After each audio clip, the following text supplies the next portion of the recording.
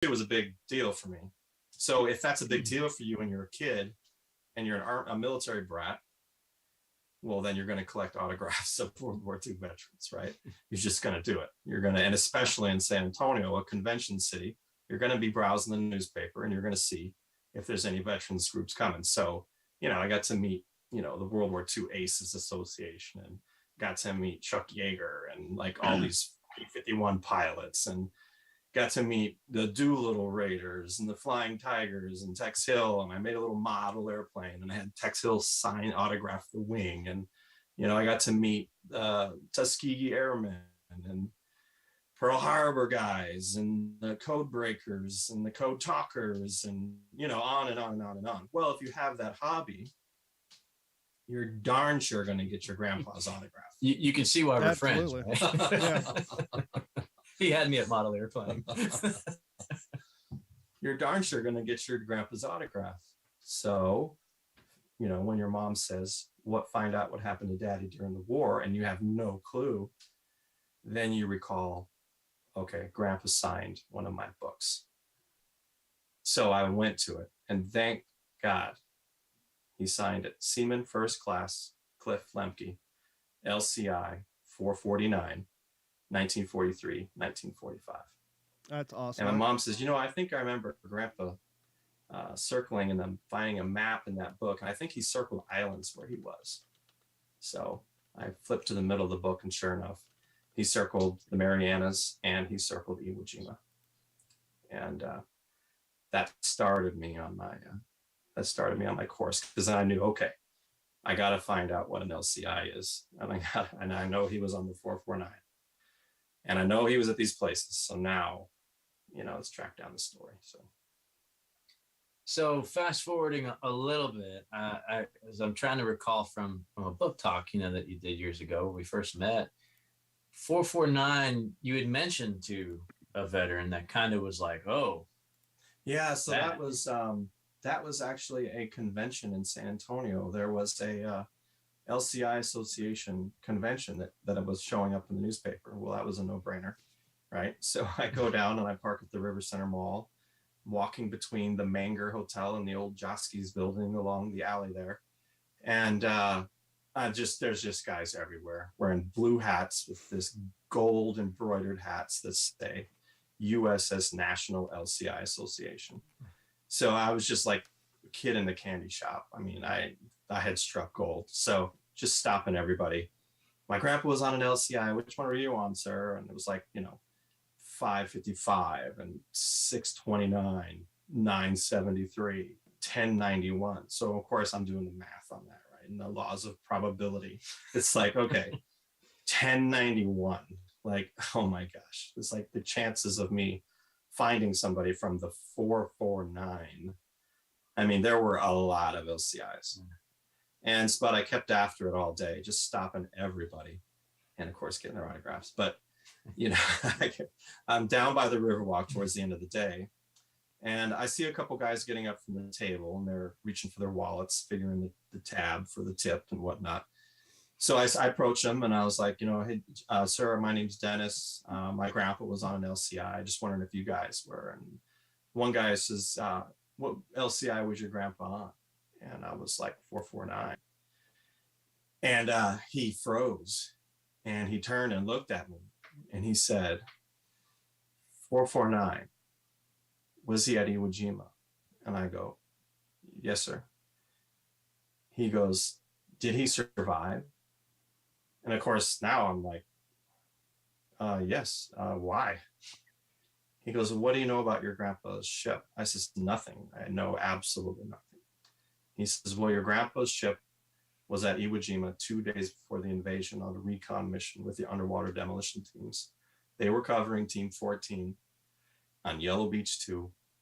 The Japanese thought that mission was the invasion, and they opened up with everything they had. And they said, your grandpa's gunboat was hit 3 times by mortars and raked by weapons fire. He said, of the crew of 70, your grandpa's gunboat had 21 killed and 22 wounded. 60% of the crew was down. He said, did you know that your grandpa's skipper received Iwo Jima's first Medal of Honor? And I was just stunned. No, sir, I didn't know that. So he says, well, he did. His name is Rufus Herring. He's from North Carolina. He said, we have 3 more days here in San Antonio. When I get home, I'll send you a list of current members in the association from the 449. So it turns out that how that guy knew that was he had been a radio man aboard the battleship Nevada. And he was sitting right next to the admiral and right there on the radio. And he had binoculars and he watched everything. Wow. And he was so impressed by the bravery he witnessed that day of these gunboats that he made it his mission to tell their story, and he never forgot it. And he went to the archives many times, retrieved all kinds of records, actually found movie footage of the gunboat group at Iwo Jima that day. And he shared that with me, and I was able to see my grandpa's gunboat heading in towards, and their reference point was Suribachi. So it's pretty powerful. And then sure enough, a week later, I got that package in the mail, and there were 14 names. And so I just started calling. Some of the guys had gotten off before Grandpa came aboard. Some of them were after. They were part of the relief crew because the entire crew was given survivor's leave after that Iwo mission. But yeah, that's what started it. So, and, Don, I think it's important too that we, just for the sake of our listeners, when we think about Iwo Jima, we think of a flag, we think of Marines. Maybe we think of B-29s limping in and P-51 squadrons.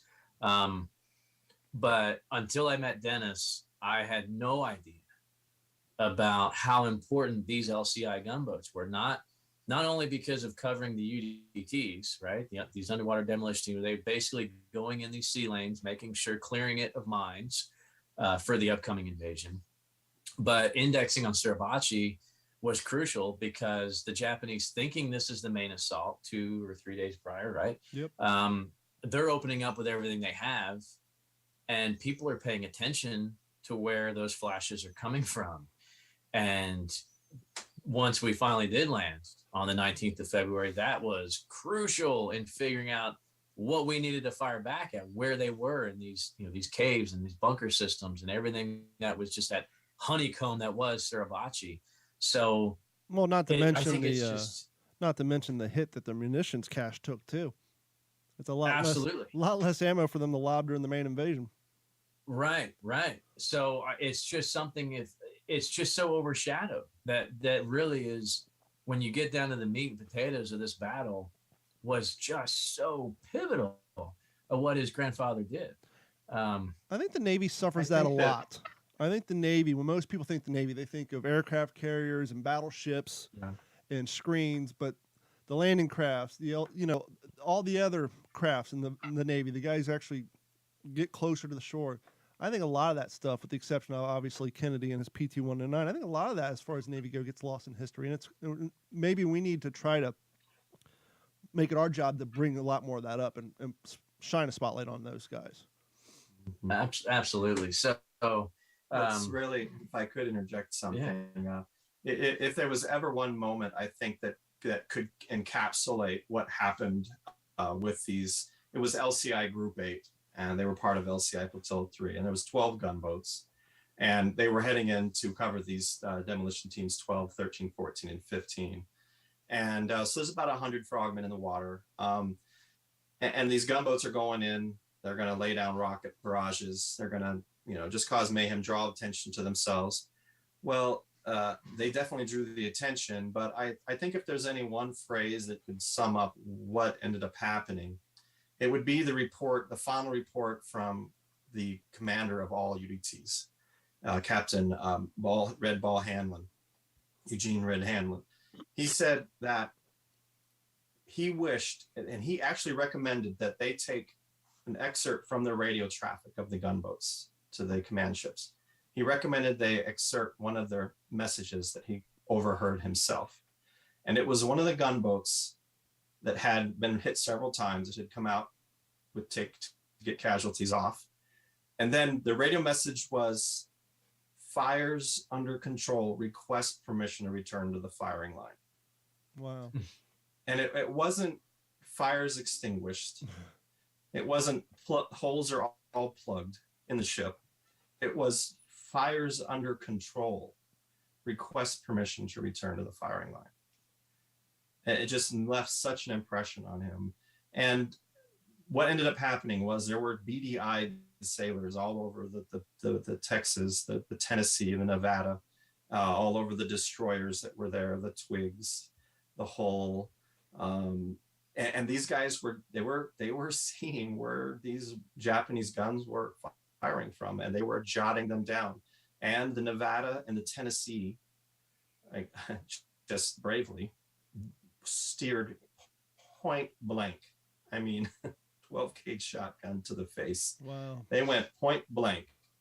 And there is records of Japanese pieces artillery tumbling down Suribachi from this barrage that these battleships unleashed, because they had been firing on the gunboats, and they revealed against Kobayashi's orders.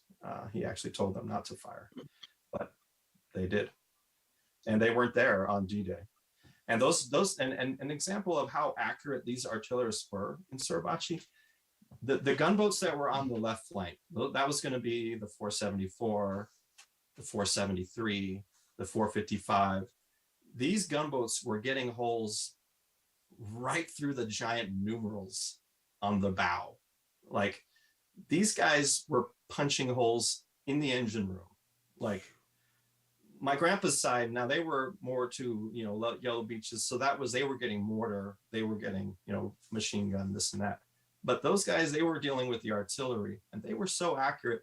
They actually put one shell, opened up the hole to the engine room in the 474, and then another shell through the same hole and then blew up the engines. But those weapons weren't available on D-Day because they had been taken out by the battleships. And it's a tremendous, and one of the things that I like to comment on whenever I have the opportunity is, when the Marines were heading into the beaches that day on the 19th, they were traveling over water that held 54 sailors who had died, who were resting on the ocean floor, wrapped in canvas, and they had gone down, they had died, and there were, 150 wounded out of these gunboats, and the 474 was sunk, and 3 of them had to be towed back to Saipan, and there was 1 Medal of Honor, 11 Navy Crosses, about 100 Bronze and Silver Stars,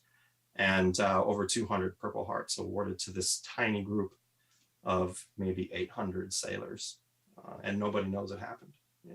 Yeah. So, I don't want to fast forward too much, but you clearly answered the call of your mom saying, "I'd like to know what happened to Dad, Grandpa."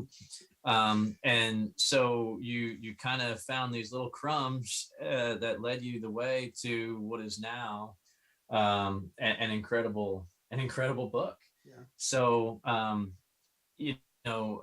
can you maybe pull a couple of these? I know you said you interviewed like 400 people. Yeah, it was about 400. 14 years. For the sake of our research. audience, can we get the name of the book?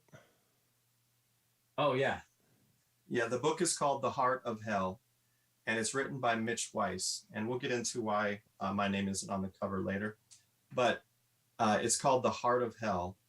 And it was on the New York Post must-read list. It's a tremendous read. And I've written 3 books now since then, and using the skills that I learned from Mitch, who's a Pulitzer Prize-winning author. The title comes from a poem written by Bruce Hallett, one of the guys that I interviewed.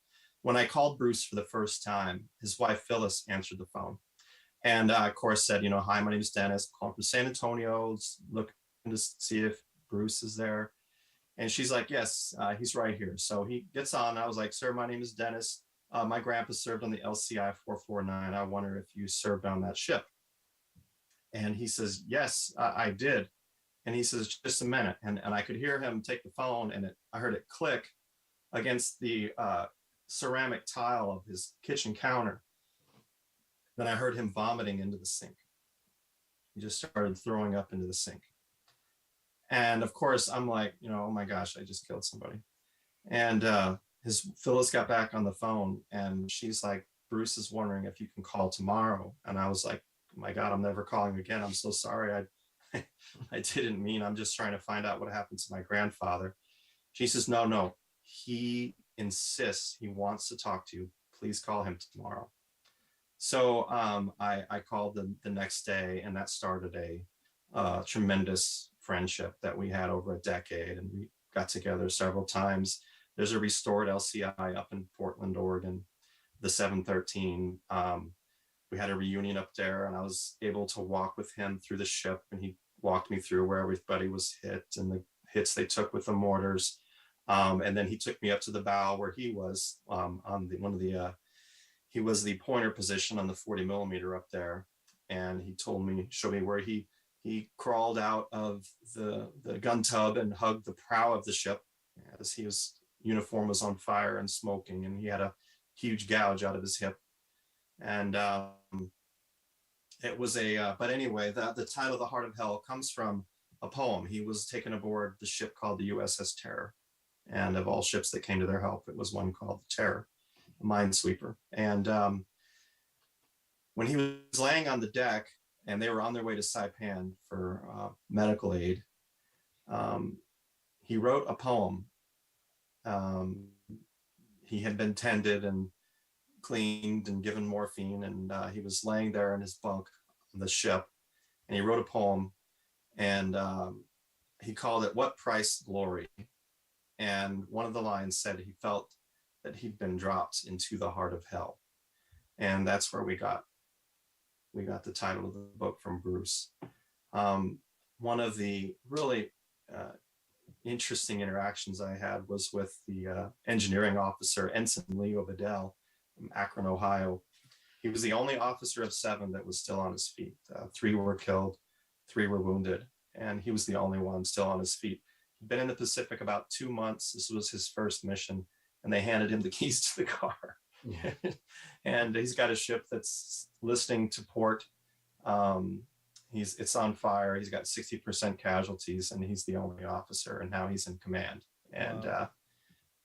The bravery that he exhibited that day earned him the Silver Star and the respect of us. And he just became a legend to so many of us, because I knew that if he hadn't reacted the way he did, I wouldn't be here because of his actions that day. But when I went to interview him in person up in Akron, I drove up to the front of the house and I walked around the side, and he was messing with a squirrel trap alongside the side of the house. And he was complaining and cursing under his breath as I was walking up. He was just damning these squirrels who were tearing up his roof. And it was just kind of ironic. You know, he fought the Japanese and it was squirrels that were getting him. But we went into this house and I set up my tripod and my digital recorder and my voice recorder and got everything going, and we sat and talked, and it was something I'll never forget. And he said that he had when they got hit on the bow, he had to make a decision. Do I run through the galley area, or do I go up top, across the gun deck, and then down into the well deck? And he says, well, I'll just run through the galley area. So he's sprinting through. He comes up top, and when he does, they get hit again. And he said that a leg flew from the front of the ship and flew over his shoulder. And he looked over to the right, and there was a gunner's mate, 3rd class Howard Schoenleben, standing there.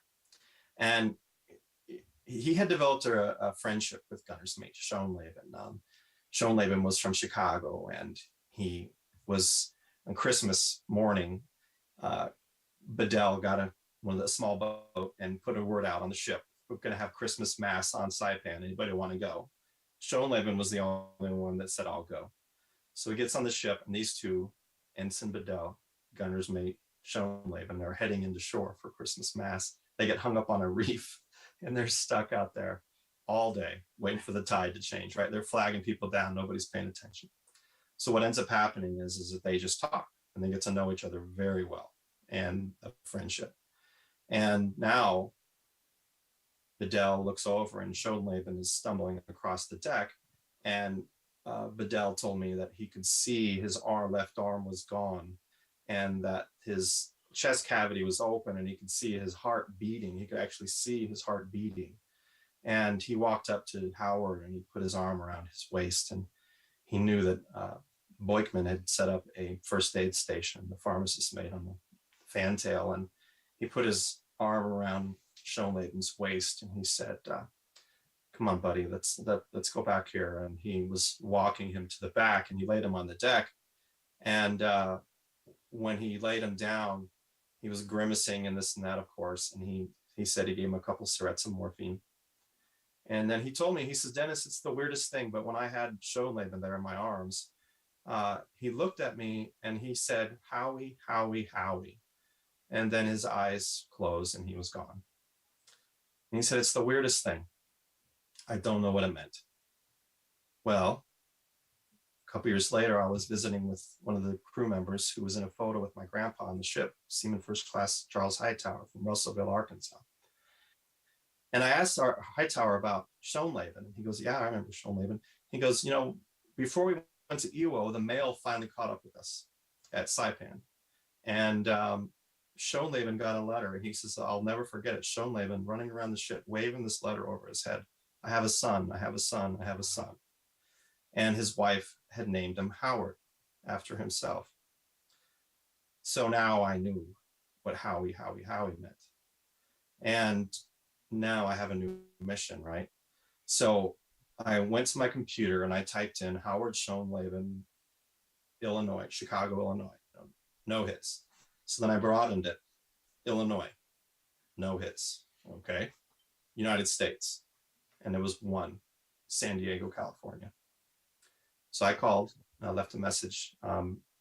Schoenleben, I think my grandpa served with your dad. If you give me a call. He called back a couple of days later and he said, I appreciate the call, but I don't think my dad served with your grandpa because my dad was killed during the war. I says, was your dad killed on February 17th, 1945 at Iwo Jima aboard a LCI 449? And the line was quiet. And he said, how'd you know that? I says, well, what do you know about your dad's death? He says, all I know is that we got a letter in the mail saying he'd been killed and was buried at sea per naval tradition. I says, Mr. Schoenleben, I have an amazing story to tell you. And I told him that your dad said your name 3 times at Iwo Jima and died. And he told me later, he says, Dennis, in that moment, his picture had always just been just some man. But in that moment, he became my dad. And he says, and he changed me forever. And then the story gets even crazier. Because even now, I still do it. I'll go on in message boards and I'll run a Google. I'll just put in a sailor's name, someone who died. And I put in Howard Schoenleben, and there was a message from Indiana that said, does anybody know anything about a gunner's mate, Howard Schoenleben? My neighbor was renovating their house and a Purple Heart fell out of the wall. And on the back is inscribed, Gunner's Mate, 3rd Class, Howard Schoenleben. Wow, I was like, this is too weird. So I called up Howard. I'm like, hey, are you missing a Purple Heart? He says, he goes, yeah. He goes, we lived in Chicago when I was born, but my mom's folks are from Indiana. And we went to live with them after the war. And he says, I lost it there. He says, I do remember that I had a secret compartment in the wall that I used to keep things. And I guess maybe, he goes, but that's kind of where I lost it. And I'm like, you're not going to believe this. Neighbors were renovating the bathroom. They were renovating the bathroom, which was on the other side of that bedroom. And they tore open the wall and that Purple Heart fell out. So this little town, they flew him out and they had this little ceremony and they were able to give him back his dad's Purple Heart. And then Schoenleben came to this reunion, and I had the honor of walking him up to Ensign Leo Bedell, who was there. And I said, Ensign, I says, Mr. Bedell, I want to introduce you to somebody. This is Howard Schoenleben. This is Howie. This is Howie. Yeah. So he threw his arms around him and they walked off to a private table off in the corner by themselves. Man, I wish I had a little digital recorder. I'd hit record and I'd toss it underneath that table. Yeah, that's the lament of us But all. Gee, it makes me think, Don and Henry, you guys, I mean, if these things could talk, Henry, we just talked about that with what I sent you a couple weeks ago. Man, if this artifact could talk, and we're lucky that we've had some of the resources available to how we know your father as well as we do because of modern film and documentaries, but he's one of so many. And it's just hearing about that Purple Heart, and a lot of times they weren't always inscribed, right? They were supposed to be, but they weren't always. So it's incredible. And that's not the only incredible. If I remember right, you interviewed two guys that didn't live too far apart. Yeah. That had a surprise, right? Yeah, that's right. That was Chuck Banco, the gun captain on the Bow 40, and Bruce Allett, who I mentioned earlier. They were best friends. They lived, miles from each other. And they both thought the other was dead because the gun took a direct hit on the ammo locker. They took a direct hit on the ammo locker, and it evaporated several of the guys. And then Lawrence Bozarth was killed there. Ensign Cooper was blown off the ship and is still listed as missing in action. He was never recovered. But the thing is that they thought each other had been killed. And so, when I was interviewing Banco one day, he was telling me about his buddy Hallett, and how he had died. And I was like, Hallett's not dead. I interviewed him last week. Wow. Do what? He's like, what? And so I called up Hallett and he was just blown away. And so I have this great picture of all them sitting at a picnic table and with their wives. And gosh, I bet at so some that's point, what, 60, 70 years later, maybe. Yeah, I all bet those it's- years they had And they lived had no idea. 60 miles away from each other. 60 miles away. at some point, one of them had to think to himself, if I only would have went to that damn reunion. Right. I told Yeah, you, that's Sheila, right. we were supposed to go in 55, but no, we had to go to your mom's birthday. Oh, So, poor Sheila. Man, I gotta take a break from that. That is just, it gets me every time. I was so excited, guys. I'm heard- riveted. This is fantastic Yeah. stuff. It really is. And I've heard Dennis talk about this before, and I was so excited, and I didn't want to say too much. I didn't want to tell you guys too much. I didn't want to give too much away to our listeners. But I mean, Henry, I'd like to know, what's running through your mind, just knowing, your dad obviously making multiple invasions. How much of the Navy was, of course, a part of that, Right. and how many sailors that your dad ran across, just going to the head, just wherever. I mean, those close quarters, the stories that that if it wasn't for people like Dennis, for this stuff to not, or I guess we really should credit your mom, right? I mean, obviously all the credit goes to his grandfather and the Greatest Generation, what they did, Mhm. but without being able to record it. And I'm still impressed. So, Dennis spent 14 years researching all this to become the book that it is today. And you guys heard he's rambling these names. He's rambling off where they're from. I mean, it's just ingrained in them. So, Henry, I'm curious, does this bring anything back that's not necessarily Eugene Sledge the Pacific? Is this bringing anything, just stories from your dad talking about his times with meeting, maybe talking to a sailor that they just kind of were buddy for a day or two and never saw each other again? Is anything like that resonating? Yeah, I mean, of course. I mean, apart from the fact that just Dennis's obvious, passion, he's afflicted with the same sickness that we are, uh, Chronic. He's got the creeping yeah. I crud. mean, it's just really cool to share this and hear this. I mean, I guess I get what you're saying. I mean, so to answer your question, Jeff, I mean, some things that kind of bulbs going off in my head or things I've come across researching my dad's unpublished writing. And I don't want to get, too much into that, but getting back, they've been training on Guadalcanal. They rode a late um, LCVP out to the McCracken. Okay. And then they were going to go to Ulithi and stage out for Okinawa. That part is in the book.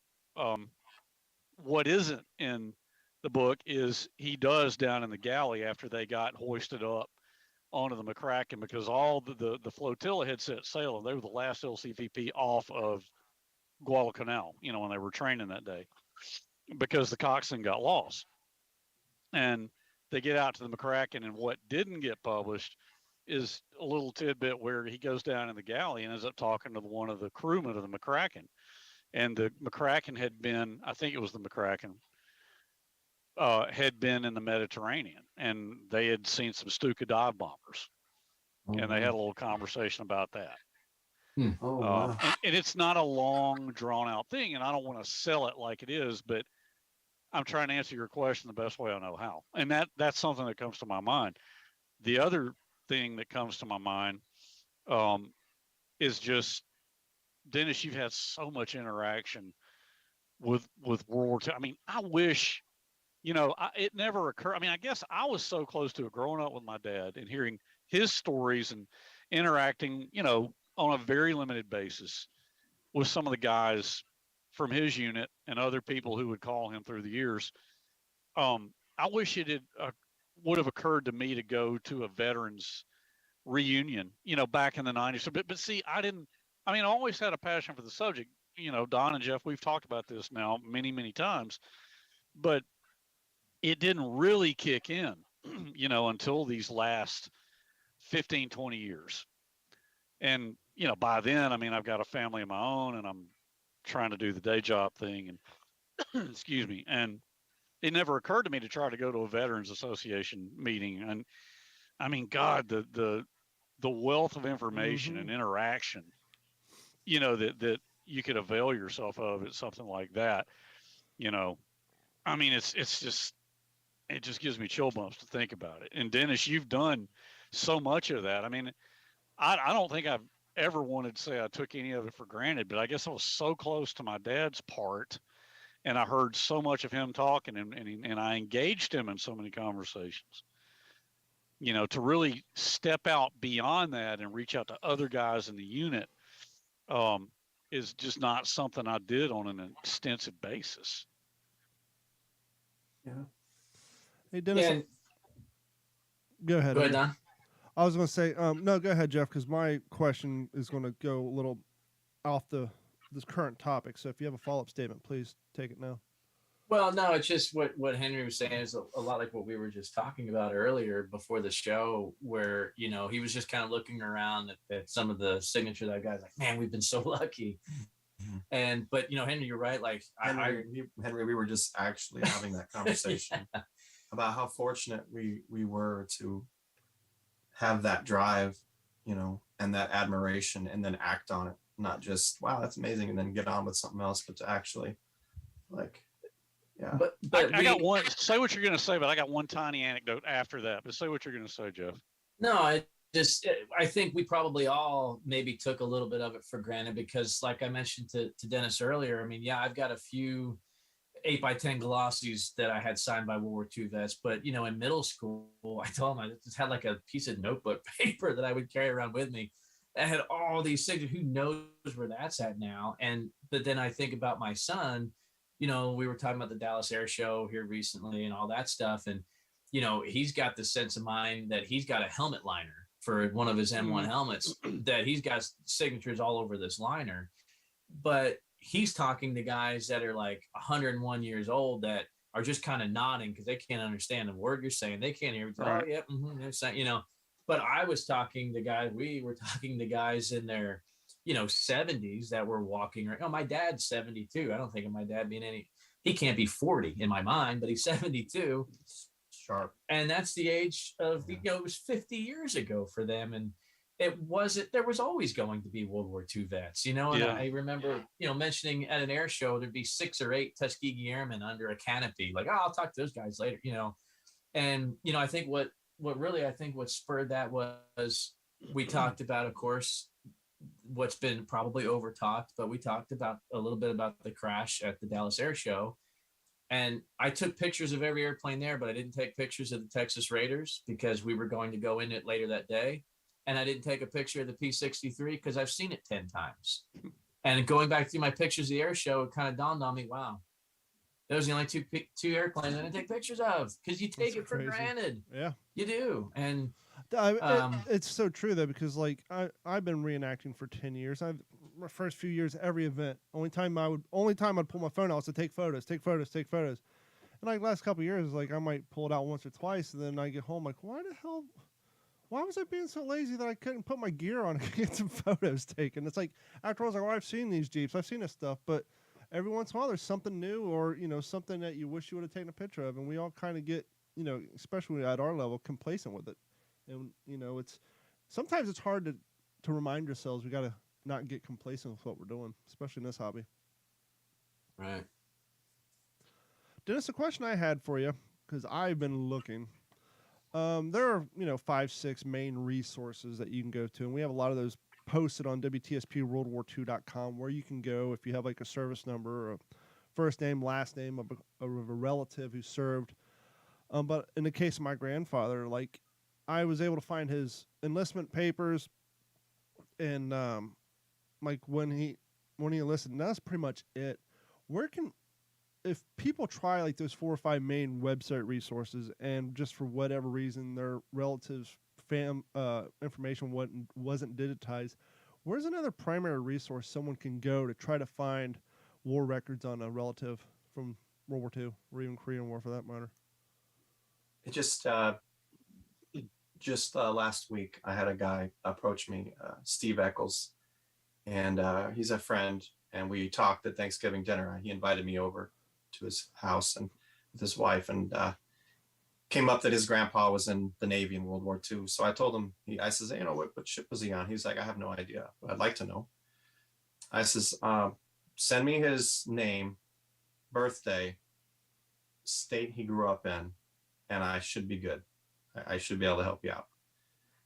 So he sent that to me, and within minutes, I had the answers for him. And the site I use is Ancestry.com, right? So you go on Ancestry.com, they have the muster rolls for the United States Navy for World War II. So I enter in, fortunately, it wasn't John Smith, but it was Steve Eccles. John Doe. But I enter in Steve Eccles' grandpa's name. I forget his first name now, but and it showed that he was on an APA and in the Pacific, right? He was on an APA. Well, I didn't know Pacific at the time. And on the muster roll, it shows date of enlistment. It shows service number. It shows date first reported aboard ship. And then there's other documents, you can follow the muster roll, this and that, right? Well, why is that important? Well, then you go to fold 3, FOLD, then the number 3, fold3.com. All right, so now I know that his grandpa was on this APA. We'll just say the APA Smith, since I said that name earlier. And you go on fold3.com, and they sent teams out to the archives, and they scanned every single action report, war diary from the ships in World War II, from the US Navy in World War II. So I go on there and I enter in USS Smith, right?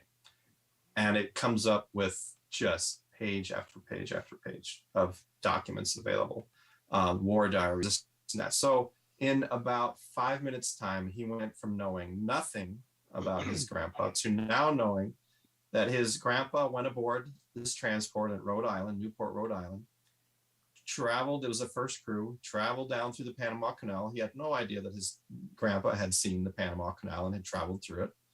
Went to the West Coast, took on troops in San Diego, crossed over to Pearl Harbor, then went to Ulithi, then took troops to invasion beaches of Okinawa, then went to the Philippines. So he went from knowing nothing to now you know that your grandpa was in these invasions. And I told him, I said, let me ask you a question, not World War II. I said, Steve, how did you feel on September 11th? How did you feel that day?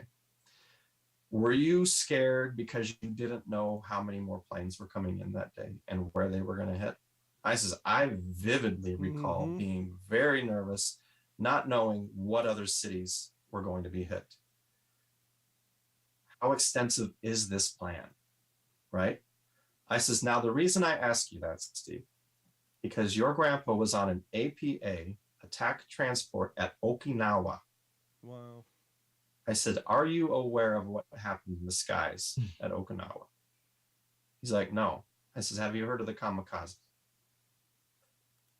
So then I had to tell him, like, imagine how you felt times 1,000, right? Because there were thousands of these aircraft coming in over that time. And the Navy lost ungodly amounts of ships and people out there.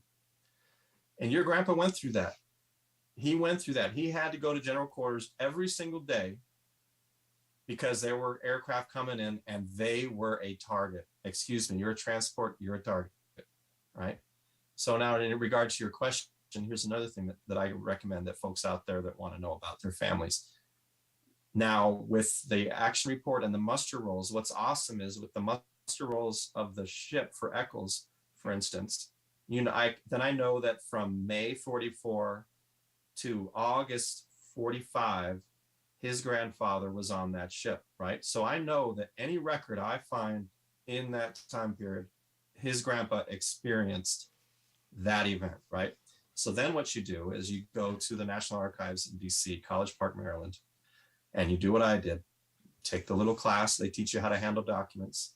You go up to the second floor, you put on your white gloves, you fill out your form that you want, deck log, in my case, LCI 449.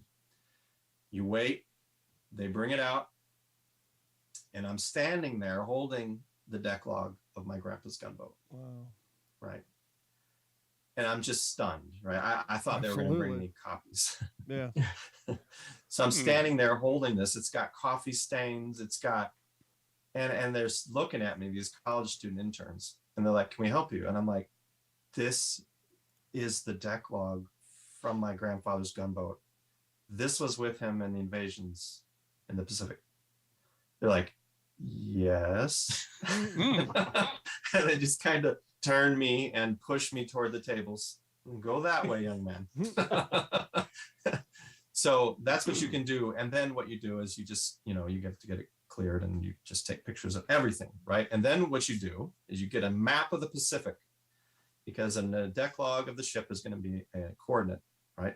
So you can actually travel with your grandfather in the Pacific the entire time he's in the Pacific. Now, a lot of veterans were told when they asked, they were told that all your records burned up in this big fire in St. Louis, right? We've all heard about that. Well, your records burned up in the big St. Louis fire.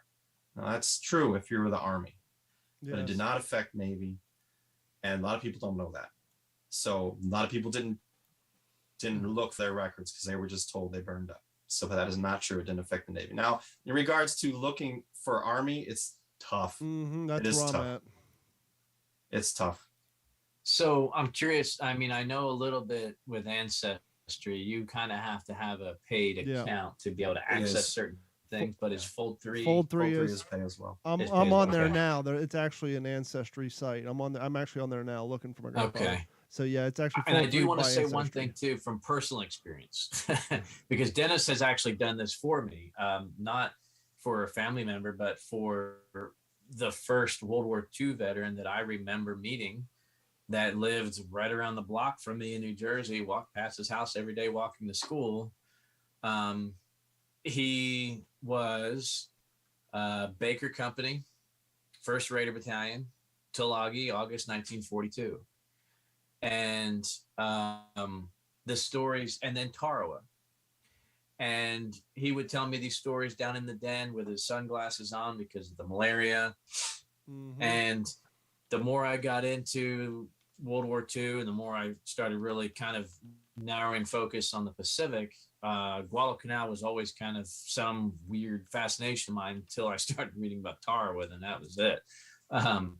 But to really have, okay, Tulagi, that's like this little speck, and Baker and dog companies and maybe one parachute regiment, paramarines, like, okay, this is really narrow. I could never find anything anywhere. I could never find his name on a muster anywhere for the Raider battalions. And unfortunately, he passed away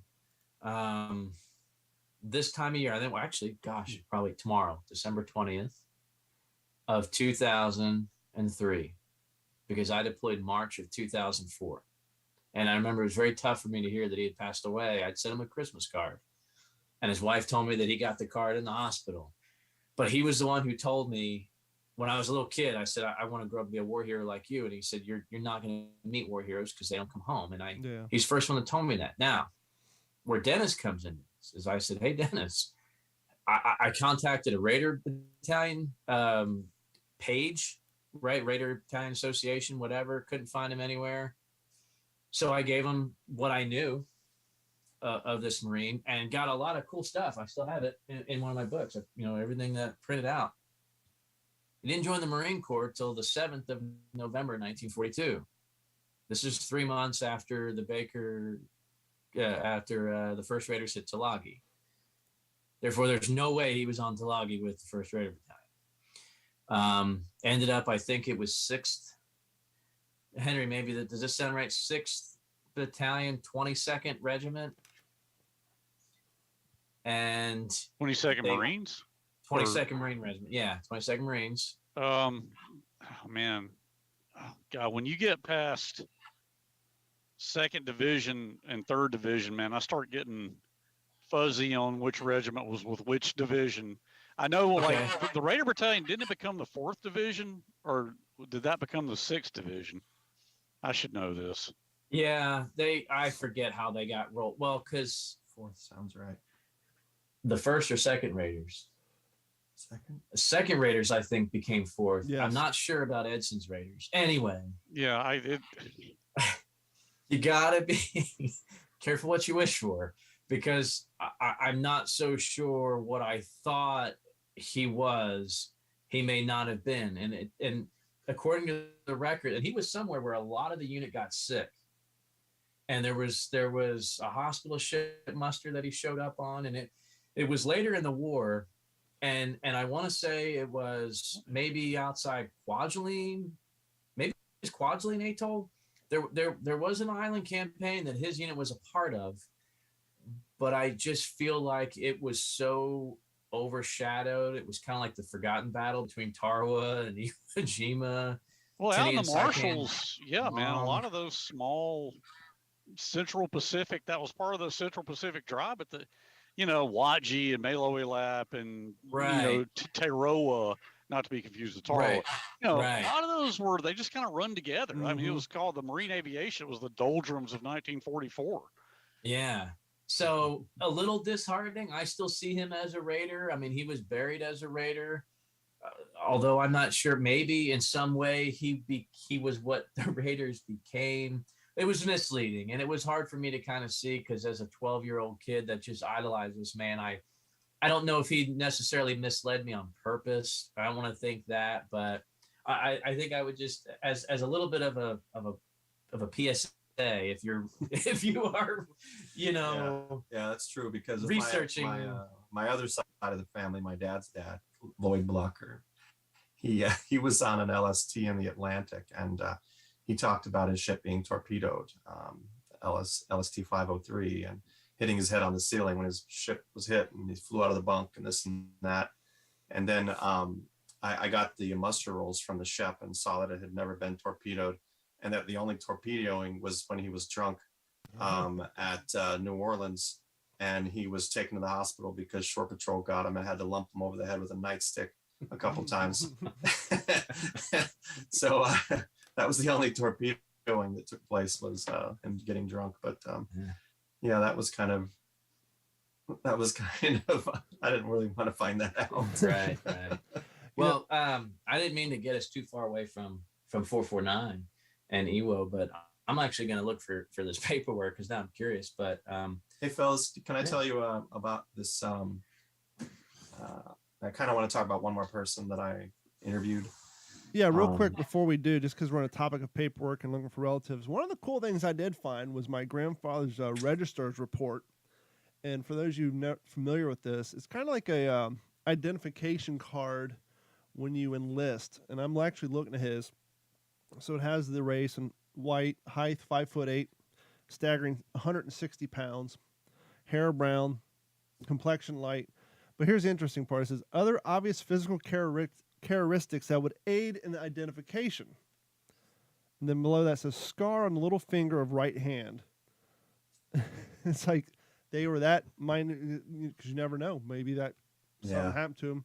That would be the only thing, his right hand. Well, there's a little scar, but it actually shows, where he enlisted at local board number 9 in Burlington, Boone County, Kentucky. And so I've been able to find little things like that, but very little actual records, because I think probably his stuff was in the fire that we've all talked about so many times.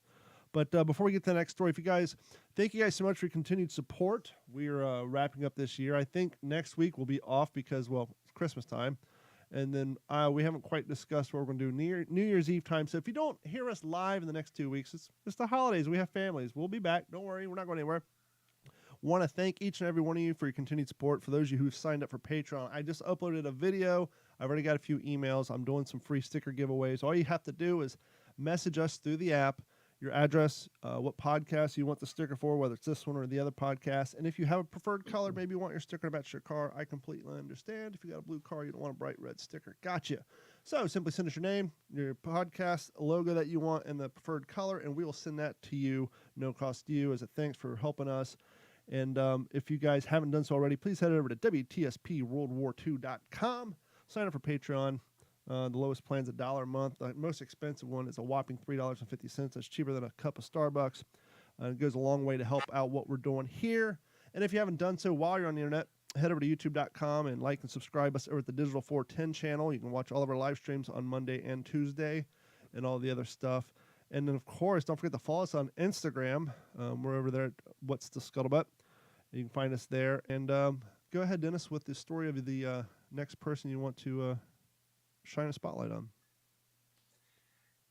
It's actually Mary Uhrig from Orange City, Iowa.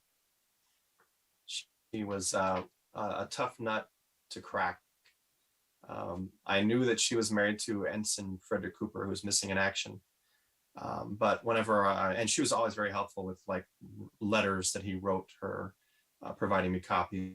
I ended up accumulating about 500 letters that were written from the fellows to their families. But she wouldn't get into any details, and I couldn't figure it out. It was frustrating. And then about 10 years later into the research, she calls me up one day and she says, "I'm ready to talk." And I said, "My goodness, okay. Oh, what's changed?" She says, "My husband has passed away." I was like, "Oh, okay." She felt that it was kind of disrespectful to talk about her other husband while her, you know what I'm Sure, saying? It completely was like understandable. this respect thing. And so I told her, I says, "Well, just a minute. I want to get Mitch Weiss, the author, on the phone as well. So let's set up a time that we can get this fresh, first telling." So she's like, "Okay." So we set up the meeting. We get me, Mitch, and Mary on the phone. And I had a digital recorder going, of course.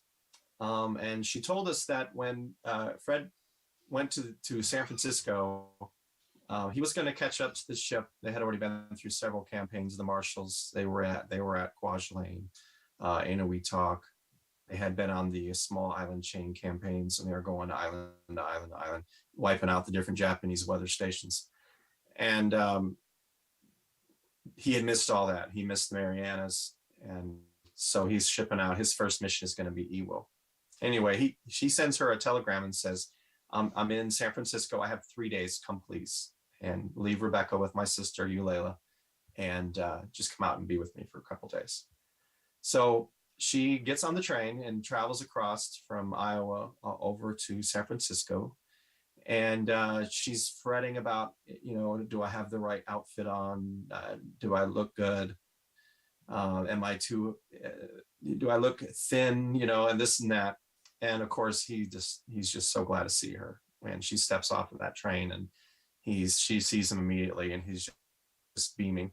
And then she goes on to describe this almost like a Cary Grant, Deborah Carr kind of 3-day event in the city, San Francisco. And she's describing them running and giggling and trying to jump onto the tram at the last second, and the trolley, and going to the fish market, and going to Chinatown and catching an opera. And the final day is there, and he's gonna be leaving, and he asks her in the hotel. The plan was to see him off at the ship, but he asks her if they can say goodbye at the hotel. And so they say goodbye, and he leaves. And she tells me that, she had been kept it together this whole time. For him, was strong, but when he closed the door and he left, she just lost it and just started crying. And about 15 minutes later, she said that she heard the doorknob, and she looked up, and he was standing there, and he just had tears streaming down his cheeks. And he just walked in, and they just held each other, and he just couldn't bear leaving her, and he just needed to hold her again. And then he left, and then he went to Iwo Jima, and of course was the gunnery officer on the #1 gun, and was blown off the ship, and never. Well, you'll see in the book what happens to him. But she then took us to a place that hadn't been seen in 70 years. And when the telegram arrives at her in-laws' house, and she was there, and she said it was like another person was screaming. And she said she did a couple laps around the house. And I got to tell you, fellas, like, I interviewed like 400 people. Like, this was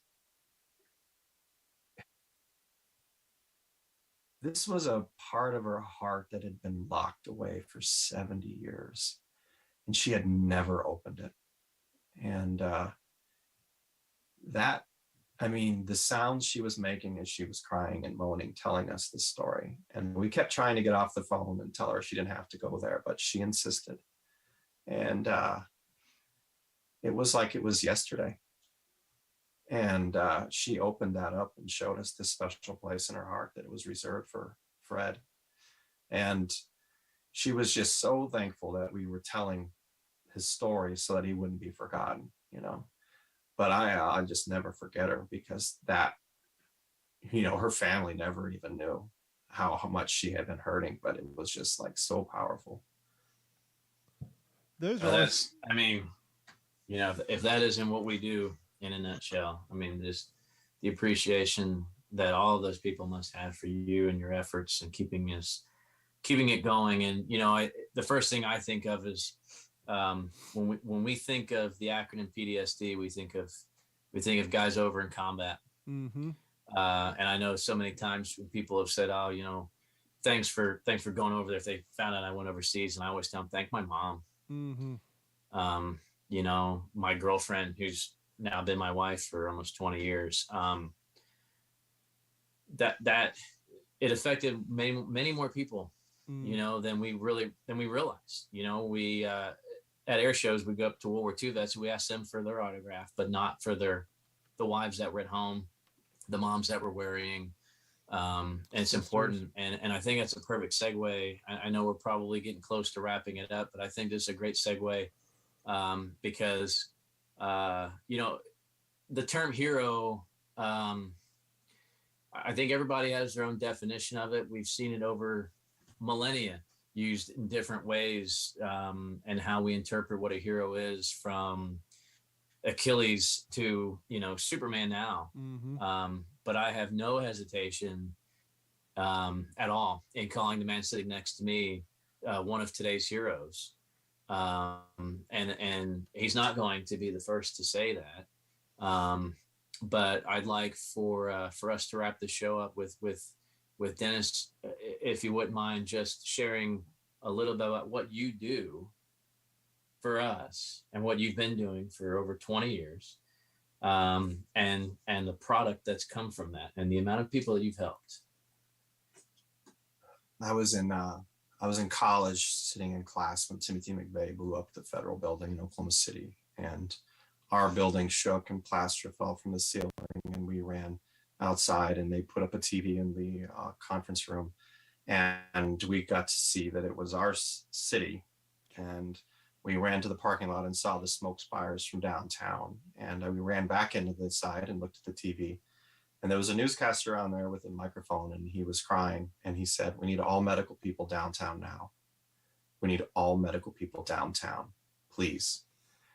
And 2 carloads of people packed up and went downtown. And I was not one of them. And that feeling, that gut punch, that when my city, my community needed me, and I had nothing that I could give, I said, never again. And I joined that next summer. I got into an EMS program, and I was trained as a medic, an EMT, and I joined EMS and fire department. And then in San Antonio, I worked on the level 1 trauma team. I was in the trauma team for 12 years, night shift, and then 10 years in other ERs. So 23 years altogether, EMS, fire, and ER. And, I like to think that shockwave from what Timothy McVeigh, he meant it for something to demoralize the nation, but I don't know about anybody else, but he sure inspired me. And I went on to save probably hundreds, thousands of people over the years. And I went on to train other medics, other nurses, other docs who have gone on and saved other people. So that shockwave is still going, and not how he intended, but it's still going. People are being saved. And one of the things that came from that is the same thing that afflicted my grandfather, and the same thing that afflicted Eugene and the others was the night terrors and the PTSD and the darkness. I called it the dark passenger from this TV show, Dexter. But that's what seemed to fit me, was the dark passenger. And it was just this thing that came in, and I wrote about it. And it's called Clear. It's kind of hard to see, but it's on Amazon. Follows my journey through EMS and fire and ER, the battles of PTSD, the battles of suicidal thoughts, and victory over it. The tremendous leadership that I had that insisted that I get help, and the love for my daughters and my family that made me get help. The willingness in my own heart to be willing, and then the work to get it done, to get the help. And that resulted in me and my passion now, saving those who save others. And that's where I'm at right now. So, yeah. Well, I can't say this enough. I'm so glad he made the trip today. And it's Absolutely. so good to see you again. It's been Pleasure years. having him on. And I just thought it was just going to be such a treat for you guys and for our listeners to have somebody like Dennis that's so multifaceted, so inspiring in so many ways. It really means a lot. So appreciate you being here, man. I really appreciate you guys very much. And on a side note, if I may, yep. My copy of With the Old Breed is dog-eared and worn and highlighted and read multiple times and recommended to I don't know how many people. And just, yeah, it's just such an honor to be here and to meet y'all and Henry. And well, we've heard some heavy stuff, man. I mean, I think this show takes the cake as far as being just powerful and moving, and absolutely, and getting to the heart, of what we do here, what Jeff and Don do. And they invited me to be a part of this world a little over a year ago. And I've never stopped being grateful for that. And part of that is getting to meet guys like you, Dennis. And shout out to Jeff for bringing you to our attention. Yeah, so, I mean, it was Jeff's idea. So course, Oh, Don thank you, had to fellas. prove it, but And this is a great example for something we've kind of been mentioning the last few episodes. If you're a listener of the show and you have knowledge on a particular subject matter that we don't cover, and you think you can maintain a conversation as great as Dennis did for 30 minutes, 45 minutes, an hour and a half. If you think you can do that, please reach out to us. We are always looking. Look, there's 3 of us here, but World War II is a huge subject, and we can't know everything about everything. And so that's please, the beautiful thing about it. if you guys are listening and there's something you just like, why aren't you covering this? No one talks about this. If you want, you know about it, please reach out to us and we'll make it happen. You can come on the show and you can school us and shine light on something that you feel gets overshown. And please email us at mailcall@wtspworldwar2.com. But I think it's going to wrap. Actually, I hate to do this because Jeff wrapped up the show on such a fine point, but Dennis threw it out there at the beginning of the show. Why is your name not on the book, Dennis? People have been waiting. It's been 130 minutes. He hasn't said why his name not on the book. So I really enjoyed Mitch's writing, and I approached him because when I wrote a manuscript, it just felt like a textbook, and so I knew I needed to get somebody. So I approached Mitch, and he said, "Well, if the book's going to be any good, we're going to need at least 25 interviews." I've interviewed 350, 400 people. He goes, "My God, how did you get that many people to tell you about the worst day of their life?" And I says, "Well, Mama told me to find out, so I did." But the reason I'm not on the book cover is that he indicated to me early on that it would not be profitable for him if he had to share the proceeds, the royalties, and he didn't want to share the book cover title with anybody else. I was very aware of it. Everything was up front. I could have backed out of it, but I realized that his writing style was tremendous and that I would have the opportunity, because he told me I was going to be very involved with the writing and the manuscript. And I wrote all the chapters, the Japanese perspective in the book. And I learned so much from him and was just so grateful. But that was one of the things that I had to be willing not to be on the cover. He didn't want to share the cover with anybody.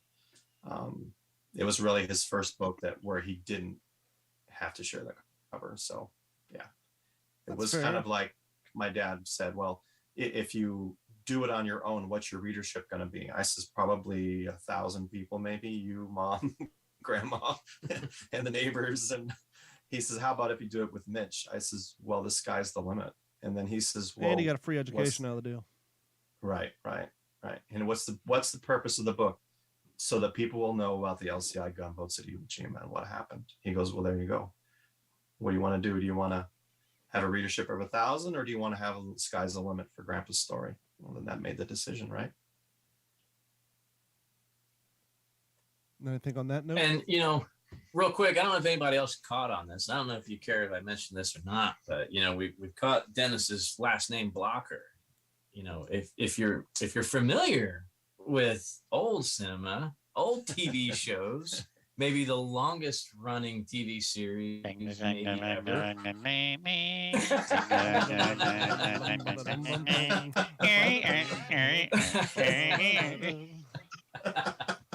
So yeah, Henry knows Dan Blocker, and I don't remember the actual connection. And my dad, It's your dad's cousin. Yeah. Haas Cartwright's Dan distant Blocker. cousin. Yeah. In my house right now. I just want to let y'all know that. Yeah, small world. and that's going to wrap it up for this episode of the What's in Your Head podcast. We want to thank each and every one of you for What's in your head? What's in my head is too much wine. Wraps up another episode of the What's the Scuttlebutt podcast, your favorite World War II based podcast. We will be off next week for the holiday. Chances are we'll be off for New Year's Eve, but if not, we'll see you in 2 weeks. For myself, Jeff, Henry, and Dennis, thank you guys so much, and we will talk to you all very, very soon.